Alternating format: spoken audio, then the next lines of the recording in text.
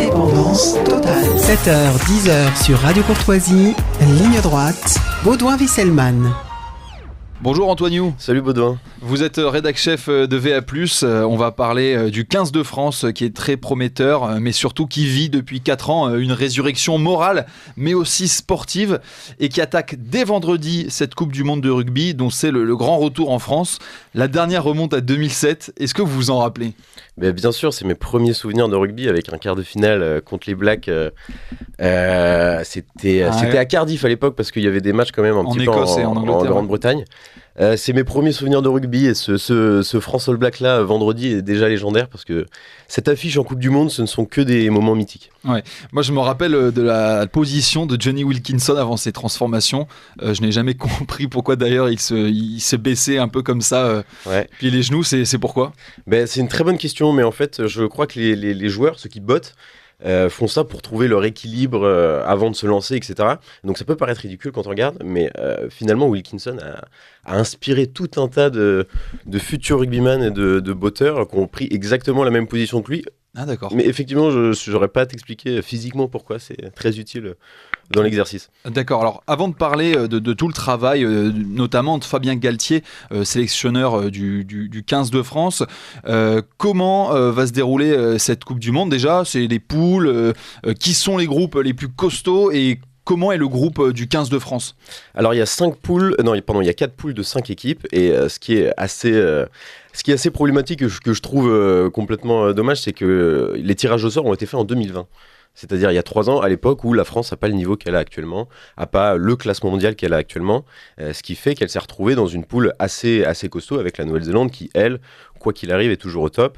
Et la poule juste à côté de nous, qui est la poule B, retrouve 3 énormes équipes que sont l'Afrique du Sud, l'Irlande et l'Écosse. Ce qui fait que nous autres, Français, en quart de finale, on devra affronter une de ces équipes quand le reste de la partie tableau, c'est-à-dire la poule C et la poule D, sont avec des équipes qui sont devenues faibles. C'est-à-dire que l'Angleterre, le Pays de Galles et même l'Australie ne sont plus les équipes d'autorité qu'elles étaient il y a quelques années. Donc le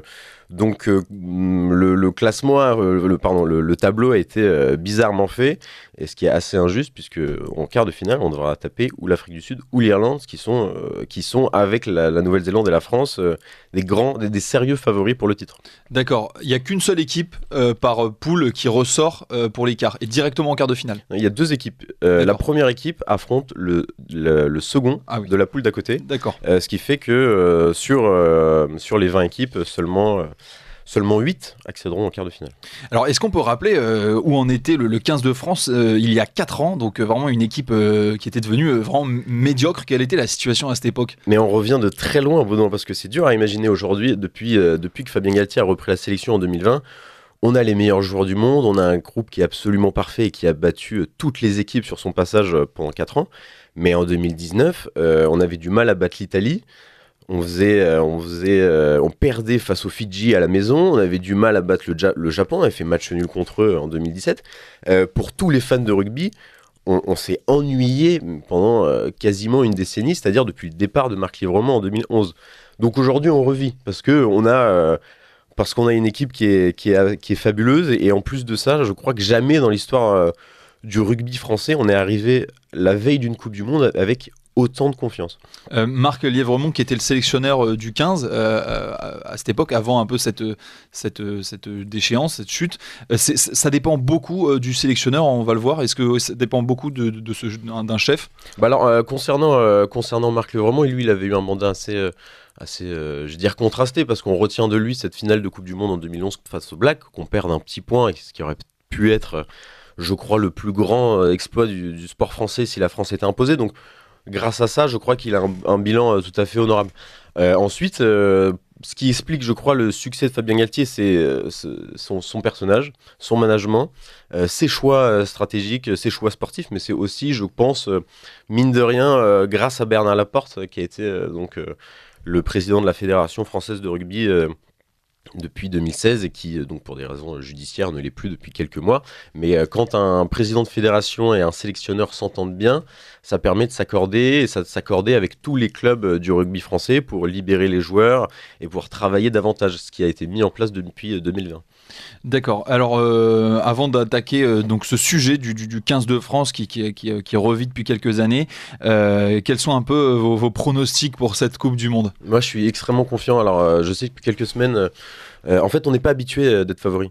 On n'est pas habitué à être confiant. On est un peu toujours le 15 de France, c'est un peu toujours une équipe outsider qui fait l'exploit contre n'importe quelle équipe quand elle le décide. Mais pour une fois, on peut sans rougir prétendre qu'on sera champion du monde le 28 octobre. Alors c'est loin d'être fait parce que déjà il y a un sérieux match d'ouverture face aux Blacks vendredi. Je crois qu'on devrait s'imposer parce que les Blacks sont pas dans la forme de leur vie. Ils ont subi la plus grosse défaite de leur histoire il y a quelques jours face à l'Afrique du Sud à Twickenham pour un match de préparation, 35-7. Donc c'est une bonne claque, mais pour la Nouvelle-Zélande, c'est l'humiliation du siècle. Ce qui fait qu'on a cette confiance-là, et puis surtout, on a des joueurs, que ce soit les titulaires ou les finisseurs, ce qu'appelle Fabien Galtier les finisseurs, qui sont les remplaçants, tous au niveau international et tous ont des références à leur poste. Ils ont travaillé pendant 4 ans ensemble et puis le soutien du public, je pense, est un sérieux avantage pour nous. Ouais, jouer à domicile va aider pour cette Coupe du Monde. Où est-ce qu'on retrouve les matchs de cette Coupe du Monde et notamment ceux de la France un peu partout sur le territoire ? Alors la France joue donc au Stade de France bien sûr. Je crois qu'elle a un match au Vélodrome pendant ces matchs de poule. Et puis sinon Saint-Étienne, Lyon, Bordeaux, Lille, Nantes, Toulouse, Nice accueillent chacun à tour de rôle des matchs, mais les grosses affiches, à partir des demi-finales notamment, se dérouleront tous au Stade de France. Alors, on va passer donc à ce management de Fabien Galtier.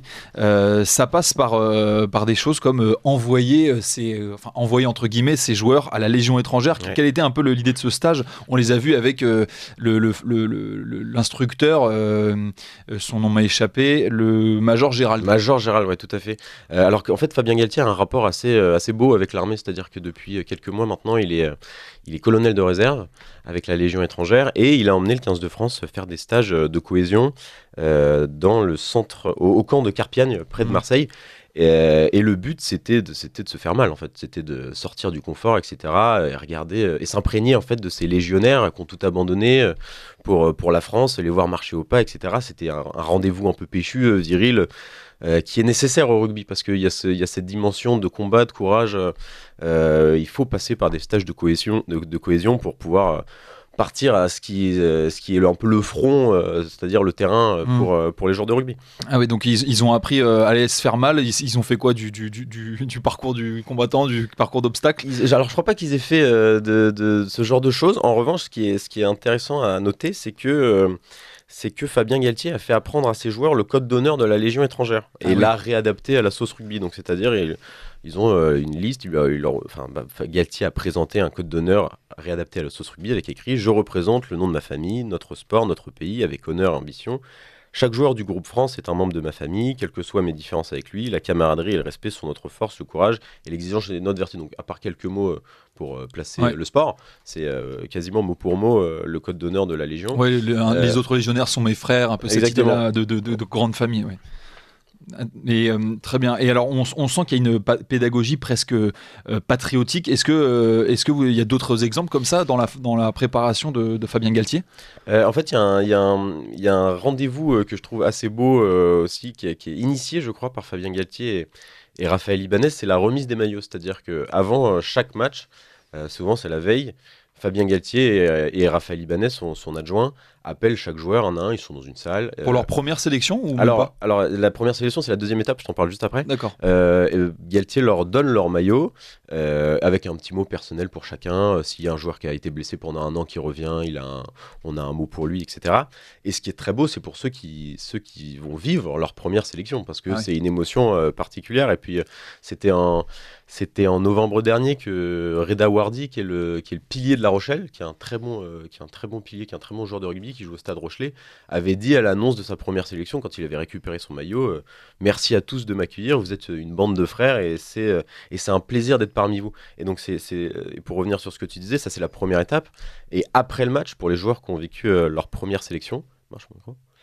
Oui, bien sûr. Pardon, je m'entendais plus. Non, pas de souci. Pour les joueurs qui ont vécu leur première sélection, après le match, toute l'équipe se retrouve, toute la sélection se retrouve, et les joueurs qui viennent de vivre leur premier moment avec le maillot bleu doivent promettre devant toute l'équipe, devant tout le staff, et dire je fais le serment d'être le serviteur du 15 de France et d'honorer sa devise, notre maillot, notre histoire, notre pays. Oui, c'est incroyable comment en fait ce sélectionneur veut faire comprendre que c'est pas seulement une performance sportive, mais que il leur demande de l'honneur, une sorte de responsabilité devant ce maillot, et plus généralement devant le public et le peuple français presque, le peuple du rugby. Bien sûr, mais en fait, j'invite tous ceux qui nous écoutent à aller regarder les discours d'avant-match. Moi, je trouve que c'est un moment qui est incroyablement puissant où les joueurs sont serrés dans les vestiaires et s'apprêtent à aller se bagarrer sur une pelouse. Et ce qui revient systématiquement, c'est on y va pour le pays, on y va pour nos femmes, etc., qui nous regardent. Je pense à Gaël Ficou, qui fait partie des cadres de cette équipe, qui est 3/4 centre, qui est aussi notre capitaine de la défense, qui est vraiment un taulier de cette équipe et qui avait dit dans les colonnes du Figaro il y a de ça quelques semaines, qui avait dit je suis amoureux de la France, je suis patriote au plus haut point, je pense qu'on est tellement chanceux d'être français, etc. Et Gaël Ficou fait des discours d'avant-match qui font pleurer. D'accord. Et alors récemment, il y a on peut en parler rapidement, une polémique, et forcément ça pourrait entacher cet aspect très patriotique qui devrait animer les équipes nationales. Mais c'est le joueur Bastien Chalureau du 15 de France qui a été accusé ou même condamné, il me semble. Alors il a fait appel. D'accord, il a fait appel. La justice n'a pas encore rendu son jugement. Le verdict en appel. Accusé d'agression raciste. Comment Fabien Galtier va-t-il gérer ça ? Est-ce qu'il va devoir le retirer de sa sélection ? Est-ce qu'il va faire le dos rond ? Et est-ce que Bastien Chalureau va avoir parce que voilà, dans une telle affaire, j'imagine que mentalement, c'est difficile de jouer une Coupe du Monde. Comment ça va se passer ? Ça doit être les montagnes russes pour Bastien Chalureau, parce que d'abord, il était réserviste. C'est-à-dire que d'abord, Fabien Galtier sélectionne 40 joueurs et puis en conserve que 30. Bastien Chalureau était réserviste, ce qui est quand même une performance parce qu'il découvre tout juste la sélection. Et il se trouve que le deuxième ligne numéro 1 français qui joue à Montpellier s'appelle Paul Willemse et s'est blessé, et donc a priori ne devrait pas participer à la Coupe du Monde. Bastien Chalureau réintègre l'effectif première, donc ça doit être une fierté, ça doit être une joie, etc. Et ce qui est assez curieux, et c'est pour ça que cette affaire est quand même hyper révélatrice de notre époque, c'est que Bastien Chalureau avait joué avec l'équipe de France en novembre dernier contre l'Afrique du Sud, contre le Japon, etc. Il n'y avait pas eu la moindre polémique. Et là, ça part d'un tweet, je crois, d'un compte sportif qui remet au goût du jour cette affaire, etc. Et qui fait que même Macron, à partir de ça, de ce petit phénomène médiatique, même Macron doit ensuite mettre en scène une espèce de fausse discussion avec Galtier à côté des caméras pour dire il faut que vous gériez ça, etc. Il y a un malaise, alors que je crois profondément qu'il n'y a pas de malaise dans ce groupe. C'est-à-dire que Antoine Dupont, qui est le capitaine, a soutenu publiquement Bastien Chalureau. Le président de Montpellier a lui aussi soutenu Bastien Chalureau dans la presse, etc. Donc je n'imagine pas en réalité Fabien Galtier écarter Bastien Chalureau. Je pense en revanche que l'option pourrait venir de lui-même et dire c'est trop malsain comme contexte pour moi et pour le groupe, et je préfère me retirer. Mais ce serait terrible pour lui. En l'espèce, c'était un genre de bagarre à la sortie d'une soirée alcoolisée, et donc il y a des insultes à caractère raciste qui ont été proférées. On va suivre ça de près. On va passer en revue un peu les figures de cette équipe, et notamment, on l'écoutait tout à l'heure en chanson, Antoine Dupont, donc phénomène du rugby. Ouais. Alors d'où il vient, comment il en arrive là ? Antoine Dupont, il a 26 ans, je crois. Il vient des Hautes-Pyrénées. Et en fait, il s'est fait connaître très vite. C'est-à-dire qu'à 18 ans, il jouait pour le Castres Olympique à l'époque. Ce joueur était absolument intenable, injouable, imprévisible, avec des crochets électriques, etc., à paralyser toutes les défenses. Et ce qui est un bon point pour le rugby, qui est devenu de plus en plus un sport d'affrontement. On a un joueur qui joue comme dans une cour de récré. C'est-à-dire, il court dans tous les sens, etc. Il évite tout le monde, et en plus de ça, c'est quand même quelqu'un d'assez gaillard. Donc en défense, il s'échappe absolument pas, et puis il est assez impressionnant au plaquage. Et ensuite, il a eu une dure blessure en 2018 contre l'Irlande, qui l'a éloigné des terrains pendant quelques mois, ce qui fait que il n'a pas pris sa pleine part, si vous voulez, dans ce 15 de France à l'époque. C'est pas encore un indiscutable, parce qu'il y a Baptiste Serin, parce qu'il y a Maxime Macheneau à l'époque, et on se rend pas compte réellement du potentiel de ce joueur. Et je crois que quand il part au Stade Toulousain, il fait l'un des meilleurs choix de carrière de sa vie, il s'épanouit pleinement, et il devient la superstar du rugby qu'on a actuellement. Et à ma connaissance, on n'a pas le 15 de France n'a jamais connu un joueur à un tel niveau, c'est-à-dire que Dupont fait l'unanimité partout dans le monde, tout le monde nous l'envie, chaque équipe le décrypte son jeu pour prévoir un plan anti-Dupont, etc. C'est la star du moment, et je pense qu'il a tout pour devenir le Mbappé du rugby, c'est-à-dire la vedette et peut-être la première légende en devenant champion du monde. D'accord, donc c'est pas volé quand on entend c'est le meilleur joueur du monde actuellement. L'un des meilleurs joueurs. Alors, il a été élu meilleur joueur du monde en 2021. Il a été une autre statistique qui est assez folle, c'est-à-dire que jusqu'en 2020, aucun joueur de l'équipe de France n'avait été nommé meilleur joueur du tournoi destination. Donc le tournoi destination, c'est la compétition annuelle avec les 6 équipes européennes. Aucun joueur français n'avait été élu meilleur joueur de la compétition. Entre 2020 et 2023, Dupont l'a été 3 fois. C'est-à-dire qu'il a le record et il est le seul. Donc c'est pour te dire à quel point... non, je crois pas qu'on en fasse trop avec lui, et au contraire, je crois qu'il continue de nous surprendre chaque jour. Et alors, on va parler aussi de ce clip publié par France Rugby sur YouTube, donc la Fédération française de rugby, qui est un clip où des Français annoncent le nom des joueurs sélectionnés, et en fait, on retrouve des coins alors, on est habitué aux clips de sport urbains, un peu huppés, branchés. Là, on a des coins de France enracinés, authentique, on voit le vieux lion, des places de marché, une ville fortifiée, je suis pas sûr que ce soit Carcassonne, mais voilà, des lieux emblématiques. Qu'est-ce que vous pouvez nous parler de ce clip et ce qu'il dit de ce sport? Alors d'abord, c'est assez original, c'est assez inédit, parce que donc pour la première fois, et puis je crois que ça s'est jamais vu dans d'autres sports, qu'un sélectionneur annonce le groupe qui va participer à la Coupe du Monde de cette façon. D'habitude, vous savez, c'est sur le plateau de TF1, et puis il énumère, c'est ce que peut faire Didier Deschamps, etc. Vraiment juste le clip a annoncé, et pas avant les... Non, c'est le clip qui a annoncé quel joueur allait participer à la Coupe du Monde. D'habitude, donc c'est le sélectionneur énumère poste par poste, etc. Et là, Galtier a laissé les fans annoncer le groupe, ce qui est quand même ce que je trouve très beau et qui est assez original. Mais en fait, si tu veux, ça s'inscrit totalement dans le logiciel de pensée de Fabien Galtier, qui sans arrêt rend hommage à la France du rugby, à ses fans, à ses territoires, à ses villages, parce que le rugby en fait est un sport de clocher qu'on retrouve beaucoup dans le sud-ouest, dans les zones rurales, etc. Et c'est l'une des raisons pour lesquelles sur chaque maillot des joueurs de l'équipe de France est écrit le nom du club formateur. C'est-à-dire on retrouve des noms comme Montrégeau, Condomoise, Échirolles, Pouillonnaise, etc. pour que les joueurs, je pense, puissent rendre hommage à leur club formateur. Ouais, le rugby est encore un sport enraciné, rural du moins à sa base, même si des grandes villes ont aussi des clubs comme Lyon, Grenoble, Toulouse. Mais voilà, il y a en première division, on a des clubs comme Castres, Perpignan, voilà, des villes. Ouais, bien sûr. Non, il y a un ADN totalement imprégné par le Sud-Ouest, je crois. Et c'est ce qui fait aussi la singularité du rugby. Je crois que c'est pour ça qu'on aime aller au stade. Il y a la fanfare, etc. C'est très familial.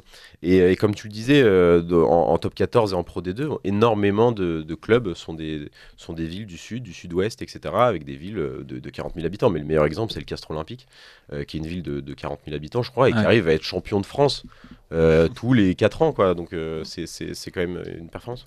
Merci beaucoup Antoine You d'avoir été avec nous. Vous êtes rédac chef de VA+, le média vidéo de lourde tâche. Lourde tâche. De reprendre VA+. J'ai bien connu ça. Très bonne Coupe du Monde 2023. Merci beaucoup. Antoine.